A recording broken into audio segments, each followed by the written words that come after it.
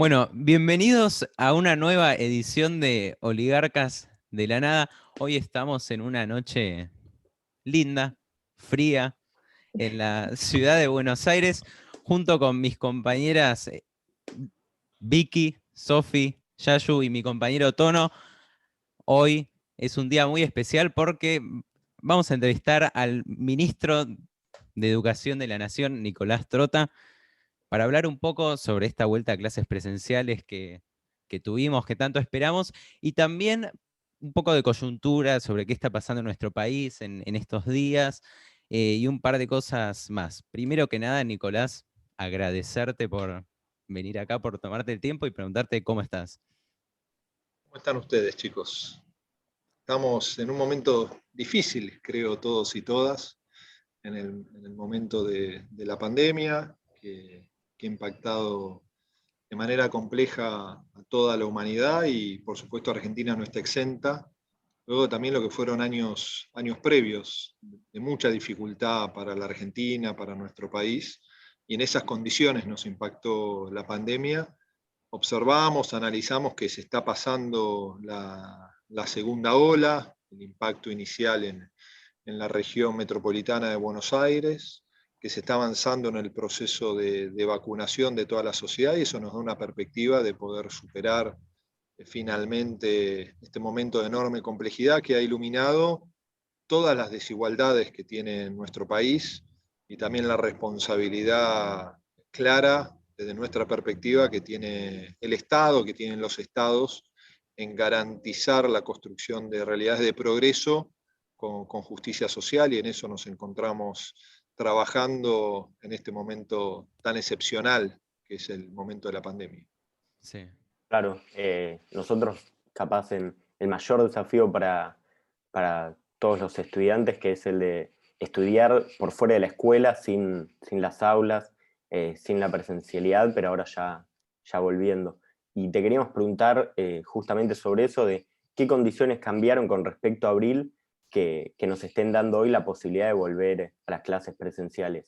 ¿Qué cambió? ¿Qué nuevas condiciones están dadas? La modificación fue de la realidad sanitaria epidemiológica. Nosotros, como gran parte de la humanidad, tuvimos que tomar la decisión de suspender la presencialidad el 15 de marzo del año pasado, frente a una realidad de enorme incertidumbre.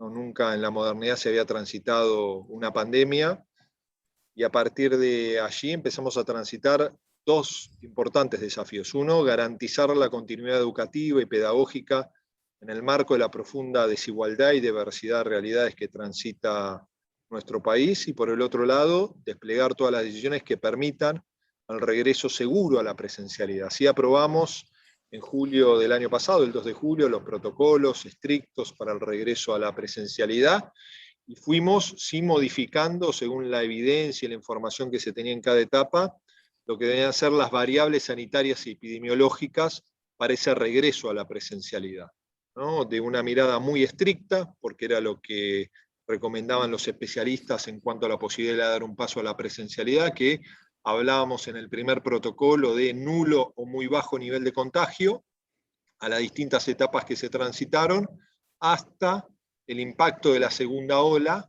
que fue un impacto mucho más brusco, inclusive que el primero, con una velocidad de irradiación muy fuerte y muy rápida en todo el territorio argentino.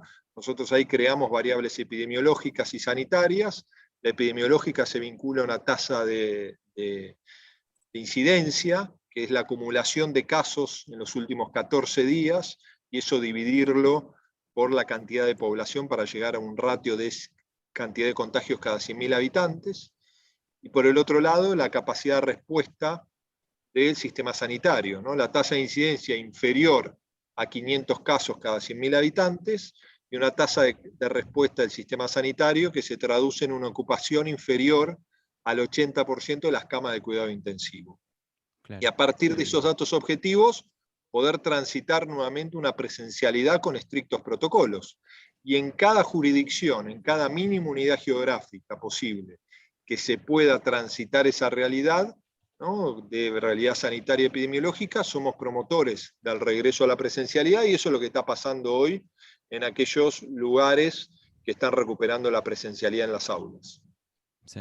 Ministro, también sabemos que los estudiantes tienen distintas realidades y para ello necesitan distintas herramientas para poder garantizar su cursada. La pregunta es, ¿cómo está el Ministerio garantizando estas herramientas y qué medidas propuso el Gobierno Nacional al respecto? Bueno, en primera instancia, reconocer la diversidad de realidades y la profunda desigualdad que hay en Argentina, ¿no? Inclusive cuando nosotros asumimos la gestión, se venía transitando un marcado proceso de desinversión educativa. La inversión educativa en cabeza del Estado Nacional cayó 33% entre el 2015 y el 2019. Eso implicó una ruptura de los consensos educativos, de la priorización de la inversión, la desarticulación, por ejemplo, de programas como Conectar Igualdad. Y eso implica un costo social y educativo en nuestro país. Nosotros en el inicio de este momento excepcional como es la pandemia, como les comentaba, el desafío de cuidar la salud y también garantizar la continuidad educativa. Y allí desplegamos en parte una agenda analógica, televisión, radio, distribución de material gráfico, ¿no? Produjimos más de 3.000 horas de televisión y radio, y luego al mismo tiempo distribuimos más de 50 millones de cuadernos, de cuadernillos, con todas las jurisdicciones educativas del país, ¿no? Se desarrolló nuestra plataforma Juana Manso para los distintos niveles educativos, como un repositorio federal, que garantizamos que se navegue gratuitamente desde los teléfonos celulares. Reinstitucionalizamos nuestro plan de conectividad, que este año ha implicado casi triplicar la inversión en nuestro plan de conectividad, que incluye nuevamente la distribución de computadoras para los estudiantes de la escuela secundaria.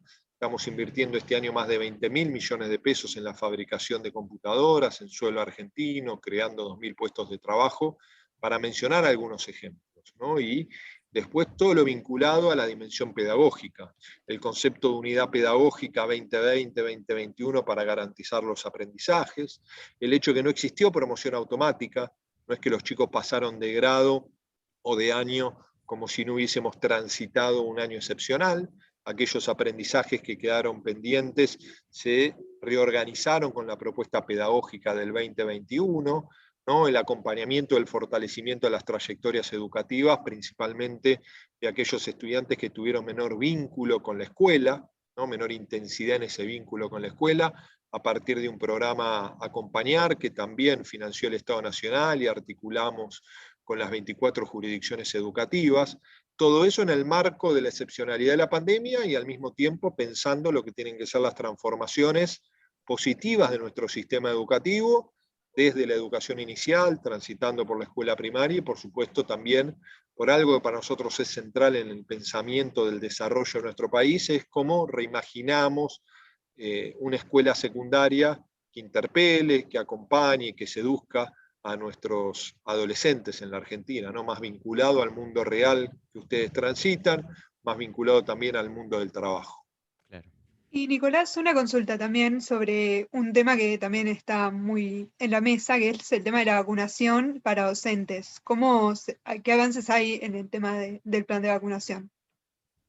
Bueno, nosotros hemos ubicado a nuestros maestros y maestras, profesores, profesoras y auxiliares del sistema educativo, desde la educación inicial hasta la educación superior, como grupo priorizado. Eso permitió que en febrero y marzo, a partir de la utilización de la vacuna Sinopharm, que en ese momento no estaba autorizado para mayores de 59 años, vacunamos un poco más de 500.000 docentes y auxiliares con una dosis de esa vacuna, ¿no? Eso permitió robustecer la presencialidad, más allá que lo que garantiza la presencialidad segura son los protocolos y la realidad epidemiológica de base.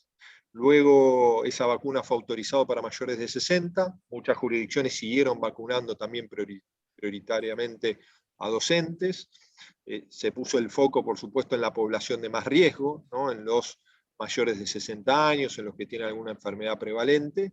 Afortunadamente, con la aceleración del proceso de vacunación ya se ha cubierto a toda esa población, y en la próxima semana vamos a estar ya finalizando de vacunar con al menos una dosis a todos los trabajadores docentes y auxiliares en todo el territorio argentino, de todos los niveles y modalidades de nuestro sistema educativo. Inclusive hay jurisdicciones que ya han vacunado con una segunda dosis a más de la mitad de los docentes y auxiliares, ¿no? Eso es un paso importante para priorizar la presencialidad, pero repito, ¿no? Se tiene que dar también una realidad epidemiológica que posibilite esa presencialidad. Sí. Y Nicolás, ahora ya más yendo para el lado del coronavirus, bueno, estamos hablando del coronavirus, pero más sobre la situación sanitaria, durante el transcurso de esta pandemia la oposición se ha dedicado mucho a criticar las medidas adoptadas por el gobierno nacional. Entonces, nos gustaría preguntarte por qué crees que se está dando este conflicto en una situación tan crítica como la actual, donde estamos expuestos a un virus tan peligroso como el coronavirus. Sí, en primera instancia, desmistificar que esto solo ocurre en la Argentina, ¿no? En muchos países del mundo se está planteando estos debates, ¿no? De críticas de la oposición a la gestión de la pandemia de los oficialismos. Quizás en nuestro país con un poco más de intensidad que en otros países del mundo, pero no estamos exentos de esa tensión. A mí lo que más me preocupa es la ruptura de ciertos consensos vinculado a una mirada común en términos de la administración y las respuestas en el marco de la pandemia por parte del Estado Nacional y de quienes están al frente de los estados subnacionales, ¿no? Provincias y Ciudad de Buenos Aires.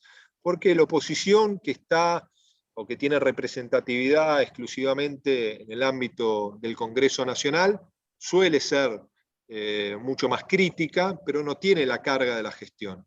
A mí lo que me preocupa es que se haya implicado una ruptura en ciertos consensos, porque no se puede enfrentar esta pandemia con 24 políticas sanitarias distintas en las provincias, ¿no? Porque el virus no conoce de frontera y una decisión equivocada en una jurisdicción tiene un impacto en toda la política sanitaria del país. Por eso para nosotros ha sido importante generar, por ejemplo, en el marco de la escuela o del sistema educativo, parámetros objetivos para el regreso a la presencialidad, porque todos queremos presencialidad en nuestras aulas. El tema es qué condiciones permiten una presencialidad de medio o bajo riesgo en las aulas, ¿no? Y eso nos ha llevado a conflictos con algunas jurisdicciones en particular, ¿no? Más allá que siempre sostenemos las instancias de diálogo. Y creo que sí hay un sector de la oposición que ha demostrado una marcada irresponsabilidad, ¿no? Poniendo en cuestionamiento las vacunas, ¿no?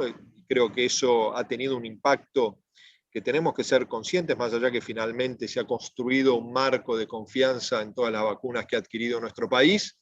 Recordemos el retraso muchas veces en el inicio del proceso de vacunación que hubo por ese cuestionamiento a las vacunas, ¿no? Inicialmente con la vacuna que primero llegó a la Argentina en cantidad, que fue la vacuna la Sputnik V. El hecho también a veces de criticar o asociar a la pérdida de libertad medidas restrictivas de circulación, que mientras vacunamos, para lograr disminuir la curva de contagios y que no se sature el sistema sanitario y eso aumente la tasa de mortalidad frente al COVID, tenemos pocas herramientas. Una de ellas es restringir la circulación de personas. Entonces, por supuesto que no son decisiones simpáticas, pero son las decisiones que ha adoptado todos los países del mundo, ¿no? Inclusive países que han tenido situaciones epidemiológicas no tan complejas como la nuestra, han tenido inclusive medidas más restrictivas, también porque son realidades a veces de un desarrollo económico y de una situación de igualdad muy distinta a la que viene transitando América Latina y Argentina en particular. Entonces me parece que también el tiempo va a permitir juzgar cada una de las actitudes y acciones que ha llevado adelante oficialismo y oposición, porque también recordemos que muchas veces el oficialismo nacional es su oposición en algunas jurisdicciones, como ocurre lo mismo. Hay veces que se critica a la oposición nacional medidas que son ejecutadas por oficialismos a nivel provincial, que son de otra fuerza política a la nuestra, ¿no? Y ahí vemos que una cosa es ser comentarista de la realidad, otra cuestión se vincula a que cada decisión que asume un gobierno y un poder ejecutivo tiene un impacto en la vida, ¿no? En la protección de la vida en el marco de la pandemia. Claro, totalmente. Sí. Hola, gracias por venir a la entrevista, primero que nada, porque no había tenido la oportunidad de decirlo. Y con respecto a esto que decís del consenso entre las jurisdicciones, ¿vos creés que ya a esta altura se pudo llegar a cierto consenso general? Y si no, ¿cómo se manejan, por ejemplo, particularmente en el caso de la ciudad, donde tienen distintas visiones con respecto a la presencialidad, ¿cómo llevan esa disputa? Sí, nosotros compartimos con Larreta la prioridad de la presencialidad, ¿no? Lo que no compartimos con Larreta es la irresponsabilidad de cierta toma de decisiones, porque la realidad epidemiológica de la ciudad transitó momentos de enorme complejidad y eso se ve en los indicadores, en el nivel de circulación y en los propios números vinculados a lo que ha sido el impacto de la pandemia en porteños y porteñas, ¿no? Y por eso nosotros generamos a lo largo del 2020, como también en el 2021, en las distintas etapas de la pandemia, con la evidencia que teníamos en cada momento, variables objetivas para lograr una conjugación de la presencialidad y el cuidado de la salud, ¿no? Y eso para nosotros ha sido un desafío que no ha estado exento de tensiones, ¿no? Con la ciudad en particular, pero también con otras jurisdicciones. Y esto es lo que ha realizado el mundo. Nosotros hoy cuando establecemos una tasa de incidencia, por ejemplo, de 500 casos cada 100.000 habitantes, que la Ciudad de Buenos Aires tomó la decisión de volver a la presencialidad con una tasa de incidencia superior a 1.200 casos en una etapa. Alemania, por ejemplo, pone una tasa de incidencia de 330, ¿no? Para suspender la presencialidad. No me estoy comparando con Alemania, lo que estoy demostrando es que hay factores objetivos. Francia en 700, tasa de incidencia cada 100.000 habitantes. Hay distintos números, Estados Unidos 200. En todos los escenarios, la Ciudad de Buenos Aires excedía ampliamente la tasa de incidencia más elevada de otros países del mundo. Entonces, frente a eso es que nosotros creemos que hay que sostener el diálogo, que hay que tener una mirada que permita construir los consensos, pero claramente defendiendo la mirada que tiene nuestro gobierno, que también tenemos una responsabilidad suprema en el cuidado de la salud y marcar esas diferencias. Pero todos los países federales, a lo largo de este largo año, casi año y medio de pandemia, han tenido distintas instancias de tensión entre el Estado federal y los estados subnacionales, ¿no? Y para nosotros la manera de correr el conflicto es con expresiones que permitan el análisis epidemiológico y sanitario más objetivo. Por eso también nuestro gobierno ha enviado al Congreso Nacional un proyecto que refleja estas instancias, porque claramente tiene un costo político las medidas restrictivas. Suspender la presencialidad tiene un costo político en parte de la base electoral de Horacio Rodríguez Larreta, por eso nosotros creemos que él no adopta esa decisión. Y no se puede priorizar todo, no se puede priorizar la presencialidad de la escuela y al mismo tiempo priorizar los aforos en los bares o en los restaurantes, ¿no? Eso implica también una atención en el ejercicio de la fiscalización que tenemos que llevar adelante desde los gobiernos y desde los estados, ¿no? Y el poder policía es un poder jurisdiccional que en algunos casos uno observa que hay un esquema muy laxo en el ejercicio de esa responsabilidad por parte de la ciudad. Claro.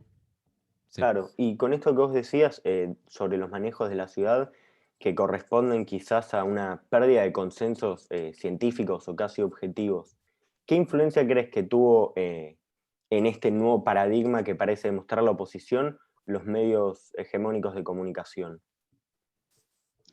Yo creo que los medios terminan reflejando aparte de su público, ¿no? Y vemos que cada medio tiene una construcción de lo que también es la línea de pensamiento de sus lectores o de su audiencia, ¿no? Me parece que ahí es claro que quienes tienen la responsabilidad de gobernar, esa responsabilidad viene con la carga de la toma de decisión. Decisiones que por supuesto son complejas, ¿no? Y si uno ve las decisiones que han tenido que adoptar cada uno de los gobiernos y de los países, no son decisiones sencillas. No es un momento fácil para gobernar, porque además Argentina es el único país del Cono Sur que recibió el impacto de la pandemia en recesión, con un Estado debilitado, con baja articulación federal y al mismo tiempo con un proceso de enorme endeudamiento. Somos el único país de nuestra región que mientras estábamos en recesión económica nos impactó la pandemia y teníamos que renegociar la deuda externa dejada, ¿no? Que creció exponencialmente en la gestión de Macri, y no tuvimos capacidad de endeudamiento para intentar contener el impacto de la pandemia, y todo se vinculó al desarrollo de políticas públicas a partir de la expansión del Estado, de la emisión monetaria, de las herramientas que tenía nuestro Estado a mano para dar una respuesta, y así se llevó adelante el ATP, así se llevó adelante el IFE, la tarjeta alimentar, todas las políticas socioeducativas que se han desarrollado, y en ese sentido también vemos que hay jurisdicciones, ¿no?, a niveles subnacionales que han tenido una presencia para intentar contener la desigualdad que genera la pandemia, acompañando el Estado Nacional,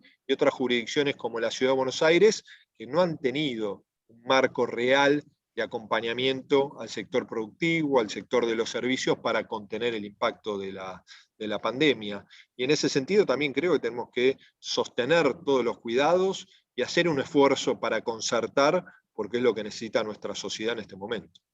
Sí, tal cual. Sí, Nicolás, otra cuestión es que volviendo al tema de la pandemia y la vuelta a la presencialidad, muchas veces los estudiantes y bueno, en algunos casos también los docentes, vemos que capaz habría que mejorar la comunicación con el ministerio, porque algunas veces sentimos que capaz estamos por fuera de la toma de decisiones. ¿Hay algún plan por parte del ministerio para incorporar a las comunidades educativas a la toma de decisiones?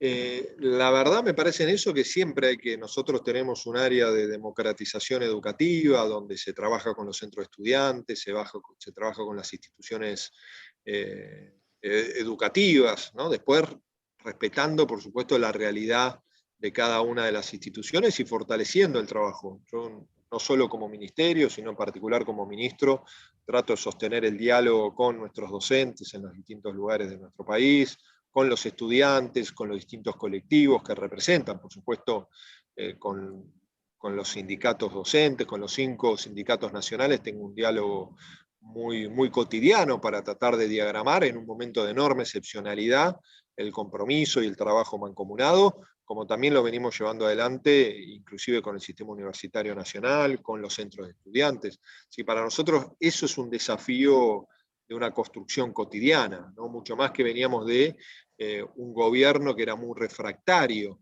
a las instancias de diálogo con el mundo educativo, ¿no? Recordemos lo que era el conflicto y las marchas constantes, no solo de las organizaciones docentes, sino también del propio sistema universitario, ¿no? A partir de lo que fue el recorte o el ajuste de inversión en nuestro sistema universitario en los años de Macri, ¿no? Principalmente en el 18 y en el 19, cuando se produce la mayor caída de la inversión educativa en esos 4 años, y ahí se expresó también nuestro sistema universitario a partir de lo que fue la movilización, ¿no? Creo que fue en agosto del 18, ¿no? Una movilización muy masiva de rectores de universidades, de la que yo participé. Sí. Ahora, Nicolás, nos interesaría preguntarte más sobre las herramientas que surgieron en este periodo, en la virtualidad y más en esto del coronavirus, protocolos, cuidados. ¿Cuáles podríamos empezar a usar en un futuro? Yo creo que todo el proceso de apropiación del uso de las tecnologías en nuestra sociedad y en particular en el sistema educativo es una oportunidad. Es una oportunidad si eso va acompañado por una política de Estado que garantice la modificación o la ruptura de esa brecha de conectividad y de acceso a los instrumentos tecnológicos. Nosotros no podemos hablar del uso de la tecnología educativa para mejorar los procesos de enseñanza-aprendizaje, para pensar, por ejemplo, en una jornada extendida tecnológica, si no avanzamos en la gratuidad de la navegabilidad educativa, como venimos haciendo, o en la distribución de computadoras, porque estaríamos agigantando la brecha educativa en nuestro país, ¿no? Y eso va también de la mano de lo que para nosotros es fundamental, que se desarrolle una plataforma educativa nacional, ¿no? Que es la plataforma Juana Manso, ¿no? Por ejemplo, hace 2 semanas presentamos una herramienta de videollamada gratuita que no consume datos de los celulares. Y eso es una herramienta que ayuda a democratizar el acceso, porque hay un sector de nuestra población que tiene conectividad de banda ancha en los hogares, casi el 70%, pero hay un poco más del 30% que no lo tiene y que se conecta desde celulares, ¿no? Y cuando uno tiene banda ancha en su casa, paga velocidad, cuando uno se conecta por celular, paga datos, ¿no? Y ahí vemos que eso es un limitante para no solo lo que puede ser una videollamada como estamos teniendo ahora, sino también para el envío de documentos, videos, audios, que es una herramienta que nos permite la continuidad educativa en el marco de la pandemia, pero también en el marco de la pospandemia, en propuestas sincrónicas, pero principalmente también en propuestas educativas, pedagógicas asincrónicas, que puedan fortalecer todos los procesos de enseñanza-aprendizaje, y creo que eso es un activo, y que también es una oportunidad, ¿no?, por la toma de conciencia casi unánime de las profundas desigualdades que tiene nuestro país, que podamos abordar los problemas estructurales que tiene nuestra sociedad y en particular nuestro sistema educativo, que es la desigualdad, ¿no? Y en eso tenemos que trabajar seriamente. Sí, tal cual. Claro, ministro, hace un tiempo ya hubo un revuelo en los medios por las pruebas a aprender y por cómo medir el nivel educativo de los estudiantes. Así que, ¿este año qué será al respecto de esto? Bueno, primero, las pruebas a aprender son unas pruebas que, más que miden el nivel de conocimiento de los estudiantes, miden el funcionamiento del sistema educativo, ¿no? Son pruebas estandarizadas, son pruebas que se vienen realizando a partir de, inclusive, de la propia sanción de la Ley de Educación Nacional, se vienen distintas herramientas llevando a cabo, ¿no? En el caso de las pruebas a aprender, un año se evalúa el último año de la escuela primaria, sexto grado, y al año siguiente el último año de la escuela secundaria. ¿No? Lo que nosotros estamos planteando y que todavía no hemos tomado una decisión final, porque lo venimos discutiendo, debatiendo en mesas técnicas, es si vamos a poder llevar adelante una evaluación censal, que esto quiere decir evaluar a todos los estudiantes, ¿no?, a partir de esta prueba estandarizada, hacia noviembre del 2021. Porque todavía no sabemos si vamos a tener presencialidad absoluta, y si nosotros tenemos una porción de los estudiantes en el aula y una porción no la tenemos, tendríamos que duplicar o triplicar el instrumento para garantizar llegar a todos los estudiantes, ¿no? Y hay provincias que tienen bloques semanales de clases, ¿no? Por ejemplo, va una semana un grupo, a la semana siguiente va otro. Hay otras provincias que tienen bloques de días, ¿no? 2 días va un grupo, a los 2 días siguientes va otro grupo de estudiantes. O sea, no hay una medida uniforme en un país donde además nosotros promovimos estas decisiones que se deben vincular a la idiosincrasia y al sistema de organización de cada jurisdicción, de cada una de las 24 jurisdicciones educativas. Así que para nosotros no es una discusión política evaluar, ¿no? Para nosotros es muy importante evaluar, ¿no? Las pruebas a aprender son una de las herramientas de evaluación.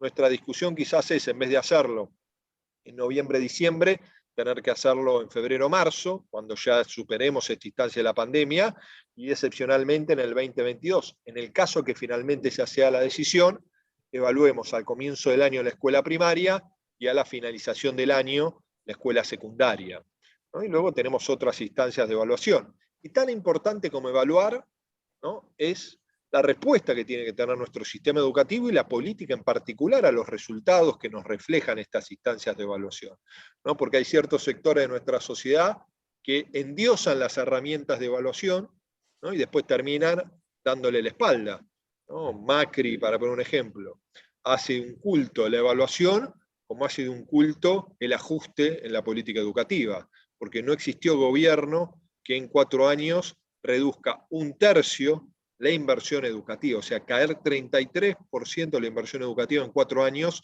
es un desprecio muy marcado por la escuela y por la escuela pública en particular. Sí. Sí, entendiendo este desprecio que decías vos y un poco retomando lo que decías al principio de la entrevista de repensar el sistema educativo o la educación en general después de la pandemia, ¿hay alguna reforma del sistema educativo pensada o hay algún eje que vos creas primordial para después de la pandemia, si es que existe tal después de la pandemia? Sí que existe, sí que existe. Sí que existe, y en eso venimos trabajando, ¿no? Nosotros vamos a presentar en las próximas semanas un proyecto que denominamos de justicia educativa, que implica una inversión del 8% de nuestra riqueza, que es el Producto Bruto Interno en educación, ¿no?, para reivindicar lo que fue el proyecto de financiamiento educativo, y marca una profundización de esa agenda. 6% de inversión en la educación obligatoria, 2% en la educación superior, ¿no?, universitaria, terciaria y formación de nuestros docentes, con objetivos claros, ¿no? No es solo la cuestión de la inversión, sino también de las prioridades. Y ahí las prioridades para nosotros son la escolarización temprana, ¿no?, garantizar antes que termine nuestra gestión la universalización efectiva de la sala de 4 y avanzar en la obligatoriedad de la sala de 3. Y eso en un país desigual como la Argentina es una herramienta de construcción de justicia social extraordinaria, y eso implica infraestructura y planta orgánica funcional, más docentes en cada una de las jurisdicciones, y tenemos que acompañar a las jurisdicciones en ese sentido. El objetivo de la escuela secundaria, que es el nivel educativo donde tenemos el mayor desafío, solo 5 de cada 10 estudiantes finalizan a término la escuela secundaria, ¿no? Y ahí tenemos que replantear, como venimos haciendo, cómo debe ser la escuela secundaria, el acompañamiento de las trayectorias educativas de todos nuestros adolescentes, para que se sientan acompañados, interpelados por esa escuela, mucho más vinculado, como decía, a la realidad de su cotidianeidad. El otro eje para nosotros, que también va a ser una ley adicional que vamos a presentar en agosto, septiembre, es una ley de formación y carrera docente. Ahí hay un eje central, ¿no?, en la formación inicial, en la propia carrera docente y en el salario de nuestros maestros, y venimos trabajando en ese sentido, y eso para nosotros es otro eje fundamental, ¿no? Nuestro presidente también ha anunciado una nueva ley de educación superior, vinculado al fortalecimiento del proceso de democratización de acceso a la educación superior, a garantizar su financiamiento, a mejorar los procesos de transferencia tecnológica de la innovación que se genera en las aulas y en los laboratorios de nuestras universidades, a transitar nuevamente una etapa de expansión del sistema universitario, como se transitó en la gestión de Cristina Kirchner con las universidades del Bicentenario, y ha anunciado también nuestro presidente la creación de nuevas universidades, principalmente en el conurbano de la provincia del Gran Buenos Aires. Y finalmente, para nosotros, conectividad es otro punto central, ¿no?, que es marcar en una ley todo lo que es el Programa Nacional Juana Manso, que incluye plataforma, dispositivos y conectividad de escuelas, como también la garantía y la gratuidad de la navegabilidad educativa. Qué bueno. Sus palabras nos dejan más tranquilos. No te queremos robar más tiempo, Nicolás. Agradecerte por estar acá con nosotros en Oligarcas de la Nada, y bueno, decirles a nuestros oyentes que nos pueden encontrar en Spotify, en YouTube y en Instagram como Oligarcas de la Nada.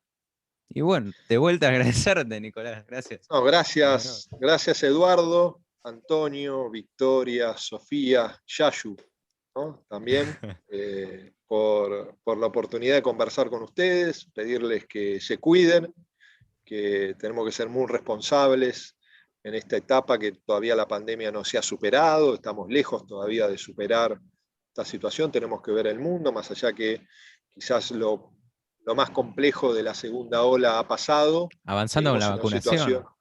Avanzando con la vacunación, pero seguimos en una situación de enorme complejidad, y para priorizar la escuela también pedimos que todos nuestros estudiantes se cuiden, que restringamos al máximo posible todas las instancias de sociabilización para disminuir la posibilidad de los contagios, mientras avanza en la vacunación, y ustedes también como estudiantes, siempre tener la mirada en la proyección en el otro, ¿no?, que esa es la sociedad que tenemos que construir, ¿no?, una sociedad que siempre dispute ese sentido común del individualismo competitivo, ¿no?, y ser conscientes que como sociedad nos tenemos que desarrollar de manera colectiva, ¿no?, que nadie, como decía un expresidente, nadie se realiza en una comunidad que no se realice, ¿no? Y ahí es muy importante la mirada en el otro, tener la capacidad de, por supuesto, transitar con el esfuerzo individual el progreso, pero que ese progreso también incluya a los demás, y que no solo somos hijos o hijas de nuestro esfuerzo, somos también hijos e hijas de las condiciones en las que nos toca nacer, ¿no?, y del acompañamiento que recibimos de nuestro entorno. Por eso, para construir una sociedad igualitaria, necesitamos una escuela fuerte, una escuela presente, una escuela que rompa las asimetrías que están tan presentes y quizás como pocas veces antes en nuestra historia, hoy transita nuestra juventud, nuestros niños y niñas.